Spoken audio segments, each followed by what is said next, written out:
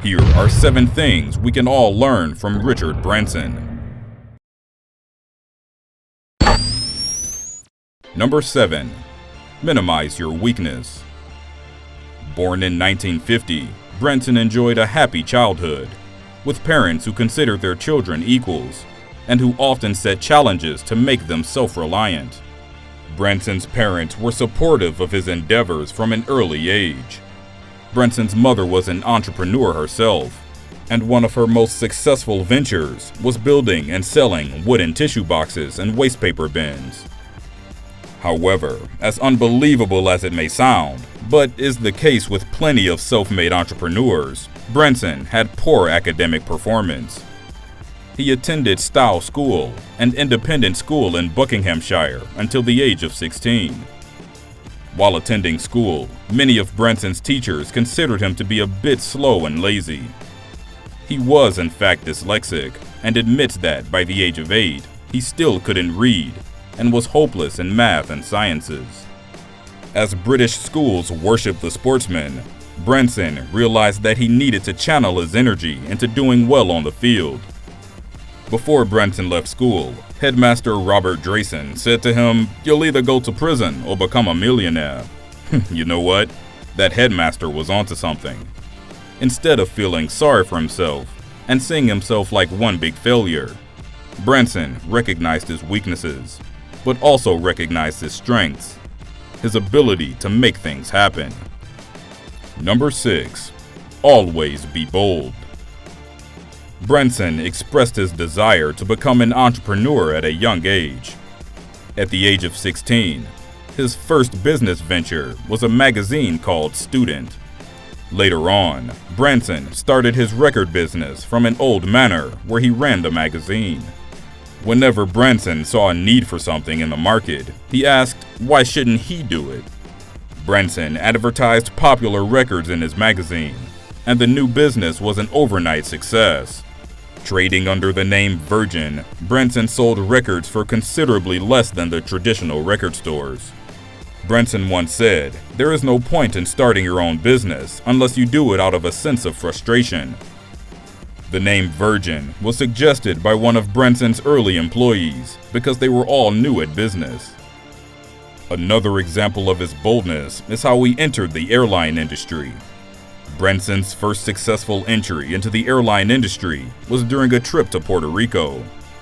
He formed Virgin Atlantic Airways in 1984 after his flight was canceled. He decided to charter his own plane the rest of the way and offer a ride to the rest of the stranded passengers for a fee of $39 in order to cover the cost. After that, he received a proposal to establish a transatlantic service to compete with British Airways, and he couldn't resist the opportunity. Against the better judgment of his advisors, he called Boeing in Seattle and negotiated to lease a 747 for a year, just to see if the whole idea would work. Virgin Atlantic was soon a reality, although it almost never got off the ground. On the inaugural flight, a flock of birds flew into one of the uninsured engines, ruining it at a cost of £600,000. This brought the company over its credit line, and it came close to being bankrupt.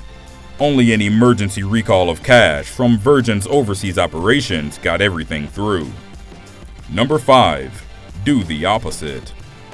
Earning enough money from his record store, Branson launched the record label Virgin Records with Nick Powell and bought a country estate north of Oxford, where he decided to install a residential recording studio, the Manor Studio.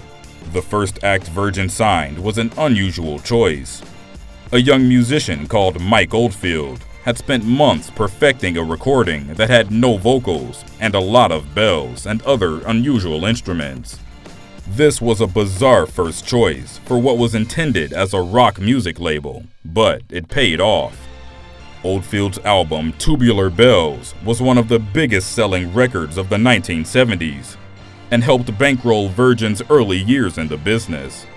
Virgin later signed controversial bands such as the Sex Pistols, a band many other companies were reluctant to sign.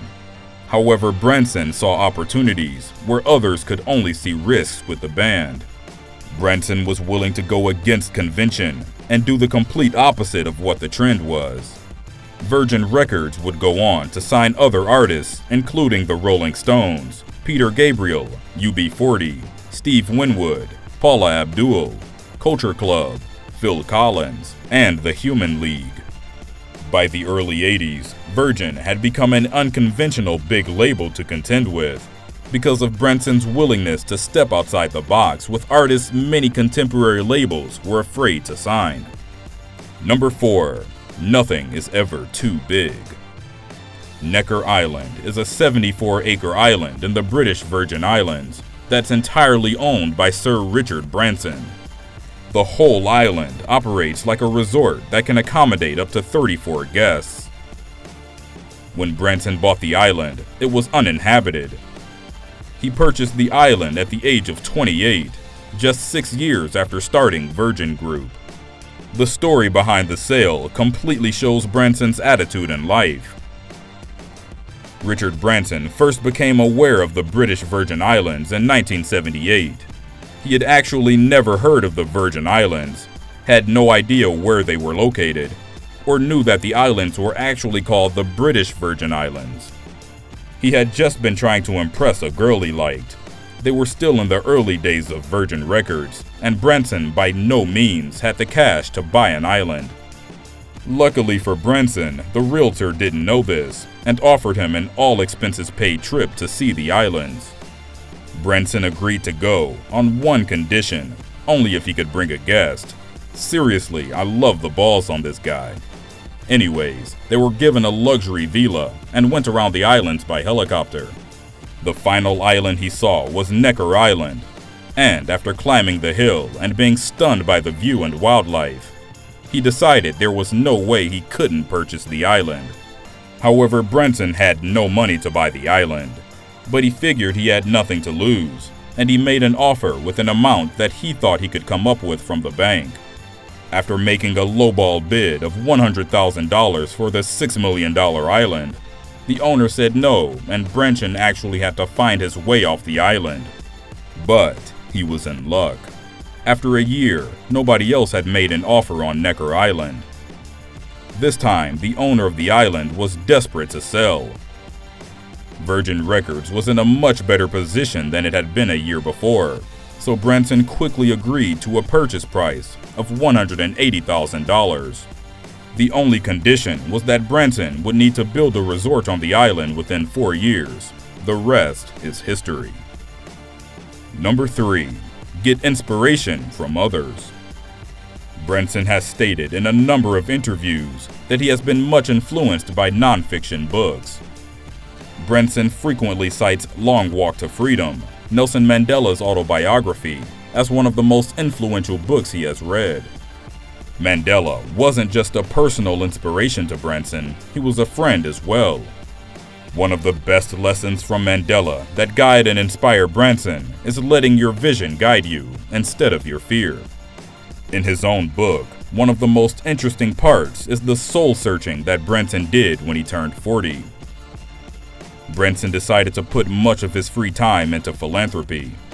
A great example of Branson's philanthropy is that of the Elders, an international non-governmental organization of public figures, peace activists, and human rights advocates. Richard Branson, music and human rights activist Peter Gabriel, and Nelson Mandela initiated the group. They describe themselves as independent global leaders working together for peace and human rights. Obviously, because of his interest in humanitarian and ecological issues, Branson also lists Al Gore's best-selling book, An Inconvenient Truth, and The Revenge of Gaia by James Lovelock among his favorites. Number 2. Don't forget to have fun. The other thing that Branson knows very well how to do, other than just business, is fun. Branson will be the first to admit he didn't go into his first business to make money, but more as something fun to do. Even nowadays, Branson's main criterion for entering a new market or industry is that it be fun and exciting. For example, Virgin Galactic is on track to be the first company to offer commercial passenger flights into space. This enterprise fulfills Branson's business criterion of only going into fields that are fun and exciting, yet where obviously there's also money to be made. Branson also has a number of achievements that have nothing to do with business and are related to his various efforts to break world hot air ballooning and ocean powerboat records. Branson says that things like that add another dimension to his existence and make him feel alive.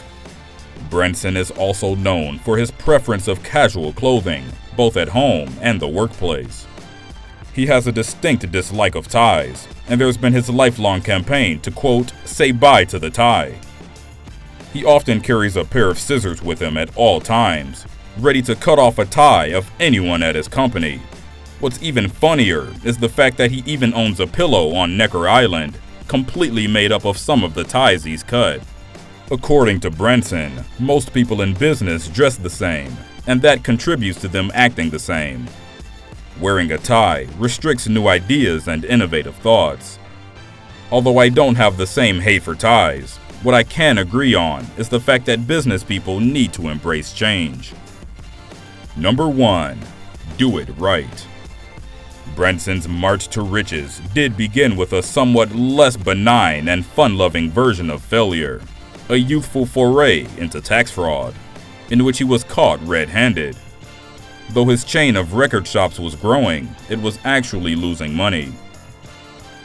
In the spring of 1971, Virgin was losing money as a discount music retailer.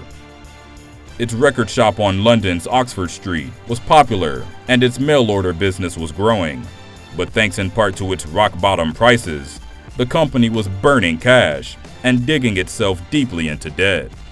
Branson accidentally found a solution to the problems that would almost fulfill the other part of his headmaster's prophecy. The scheme was simple. Virgin would avoid paying purchase taxes on its merchandise by pretending to export albums that it actually sold in England. In Britain at the time, music retailers paid a heavy 33% tax on records they planned to sell domestically. But the tax didn't apply to vinyl destined for abroad. While attempting to drive a large shipment to Belgium, Branson discovered that he could stop at customs in Dover, get his export paperwork stamped, then bring the cargo back to sell at home, where he could pocket the tax savings. He figured that after a few such profitable trips, Virgin would be debt-free. However, after 3 trips of taking records across the English Channel to imaginary buyers, his activities were discovered by customs. To escape jail, he had to pay back 3 times the amount not paid in taxes. Under tremendous pressure, he somehow met the payments from store earnings, but the experience burned him, and at the age of 21, he resolved to never do anything approaching illegality again. Branson learned at that moment, if you're gonna do something, do it right. Here's what's next. This is a lesson a lot of athletes can teach us. When anyone first makes any serious money of their own, they're going to spend some money because they're feeling rich. However, some people think that cash flow is forever and spend it like it's going to come in forever. Unfortunately,